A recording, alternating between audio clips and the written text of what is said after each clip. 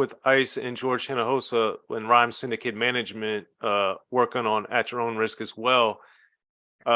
With Ice's success at this point too, in 1990, he's had gold and platinum records at this point. He's like huge. So being around Ice at this point and now knowing him for several years, how did you see what he was doing was working so well? What was it about it at that time? Oh man, I just thought of Ice as the godfather, the Don, and I used to take different projects that I was working on and go up to Ice's and work in the studio. We remain good friends to this day. And Ice just always used, Ice is he's like, you got to go sit down and talk to him, and he'll give you great advice and things like that. So I kept him. It was just fun to have him around, so I know what to do. Some things worked, some things didn't, but he's been a good guy with me. Yes. Also on At Your Own Risk, one of the other songs, even though at least to me I didn't know it as a single, was The Time to Get Out, which was the cautionary tale about gang banging and all that different stuff. Yeah. So, and you're specifically talking to them in particular, which then of course we're all in the same gang on the first verse and stuff. Yeah. So I think a lot of people may not look at you for these type of rhymes, but you have a lot of them. So with Time to Get Out, why was that so important to dedicate a whole song to that? Well, that's what like I said earlier, that's all the shit that I was around, gang banging, and that was also our thing, is trying to get people to stop. There was a lot of killing even back then going on, and a lot of, we wasn't able to perform certain places and do certain things because of the gang violence and the killing that was going on. And like I said before, we wasn't really trying to push the gangster issue. If you go back and listen to Act a Fool, it's more rhyme heavy, and not too, it's not, you got Act a Fool and things like that, but trying to tell a funny story and things like that, and bass talking about, an instrument or flirt, women, and that's what I was rhyming about. I wasn't doing too much killing, and that wasn't even around back then. You know what I'm saying? And when that N.W.A. and Eazy came, when Eazy came along and did Boys in the Hood, that was more like the first gangster, song. And that's what we were trying to stop, the violence. That's what I was on.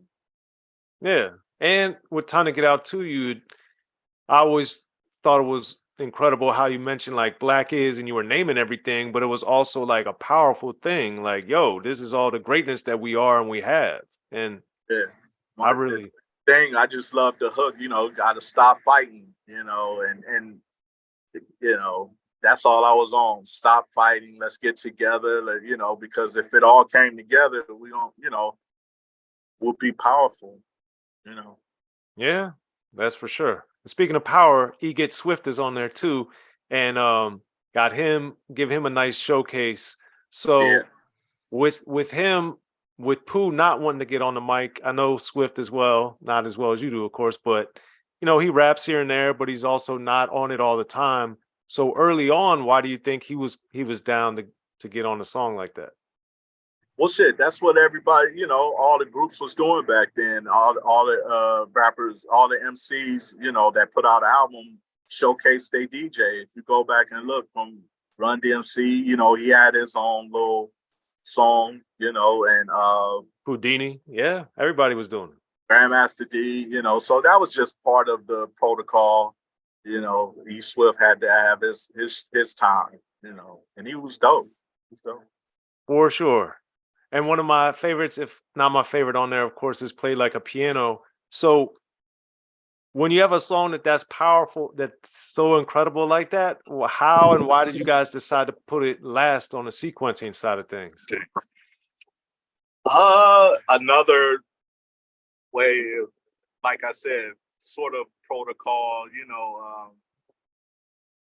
Back then, a lot of MCs put their best song last on the album just to make sure people listen to the whole album.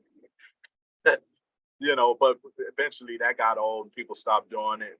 But yeah, and really Play Like a Piano was, I didn't really think that was gonna be, I mean, when you think about it now, I wish we would have did a video to it and really, put it out there. But no, it was just a fun song to do with Cube and Breeze.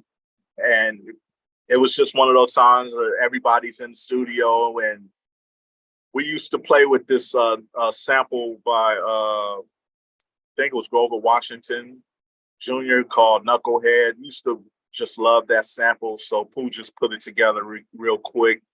I wrote a rhyme, Cube wrote a rhyme, Breeze wrote a rhyme, and it just came out like that. Just fluid. Okay.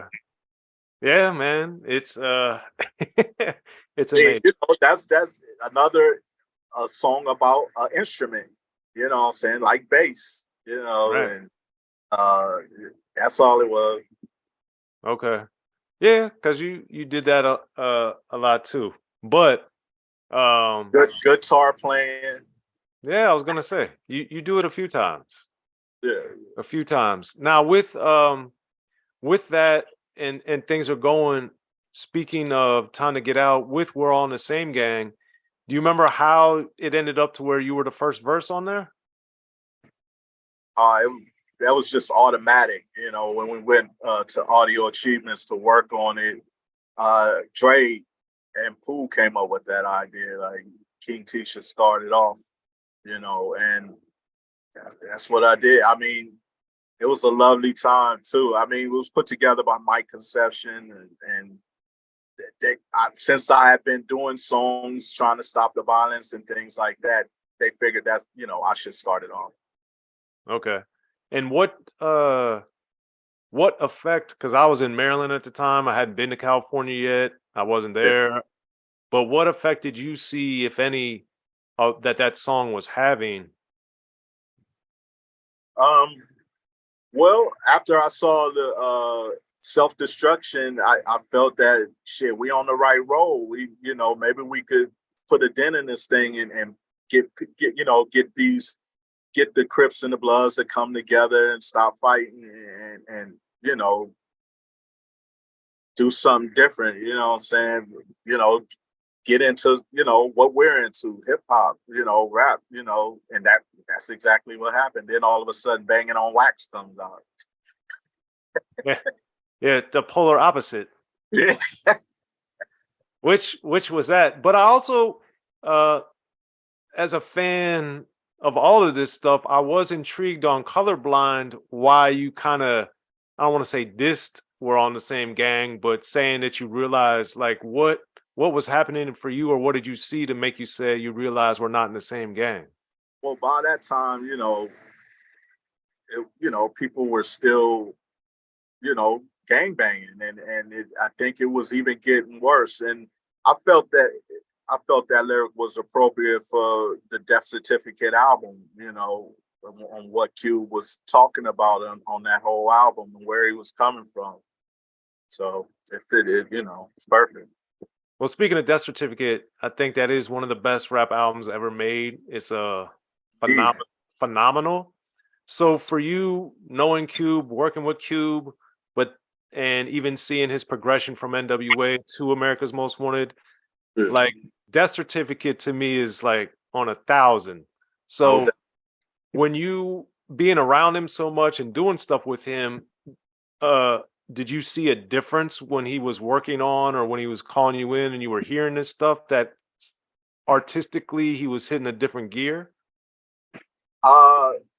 Well, it was like working on, like when we used to work on my albums, it would just be a whole crew of our people, producers and writers in the studio, and just offering ideas. I produced a song on the Death Certificate on the album called "Giving Up the Nappy Dugout," and did that with DJ Pooh. So it was just like a family thing running. We did that album at Paramount Studios in Hollywood, and just running back and forth from room to room and offering this and and Cuba just be there like, yeah, that's why I put that, what I'm saying? So it was just like a family thing putting that together. And Giving Up the Nappy Dugout is one of the more, maybe the only sonically festive songs. It has a little bit of a feel wise, it's a lot lighter than a lot of the album, which is not, it's very heavy. Fun joke, a fun joking song, you know what I'm saying, about, the shit that we were into as far as, me and the licks and things like that. We love girls, titties, and, fucking with girls, and that's all it was about. It was a fun song. Yeah. But do you remember you or Cube or Pooh talking about how and why that little bit of break fits into such a heavy political album in particular? Well, I left that to Pooh and Cube. They knew how to situate a project and put I forgot what they call it, like, put songs where they're supposed to be. I used to be in and out, man. You know what I'm saying? Like it's a blur. Okay. Gotcha. And then you were also on the Get the Fist song, which, had a lot of huge people on it too, but also from the West Coast primarily or exclusively. But that one didn't, I don't think, got as popular, even though I liked it a lot. Do you understand and remember why you think that didn't get more notoriety? Well, that was one of the first projects that Pooh had put out. He had just got his own label deal through Mercury. And I don't know if I don't know the situation with the promotion and marketing, what was going on, but I don't know why it didn't get more. I was one of the producers on that too. It was fun making though, and putting the video out, it was good. That's for sure. Okay. And then I know we've been talking a minute. I'll only ask one or two more before we go, because I could obviously talk to you all day. But um, given that you're a DJ, you're a producer, you're a rapper, with then with around this time in the early '90s, you started bringing out other artists. Madcap is obviously early one that doesn't get talked about a lot. But what made you want to start being a talent scout and putting out and signing and doing stuff with artists? That's just been me, through the whole ordeal. If you dope, you dope. And if I wasn't so much trying to sign you up or I just wanted the right people to hear dope people, and I had a lot of dope people around me. Madcap actually comes from Broadway and JC. They had a crew called 360 Productions. And I just ended up producing a couple of joints with Broadway on that project. But my main concern was with the Alcoholics and creating something. And they came along once after we put out the third album with Capitol, the Trifling album. And after that, after my third album, the Trifling album, I was cool with the rap. I just wanted to get behind the scenes, after that, really, and produce and kind of just be behind the desk and find new talent.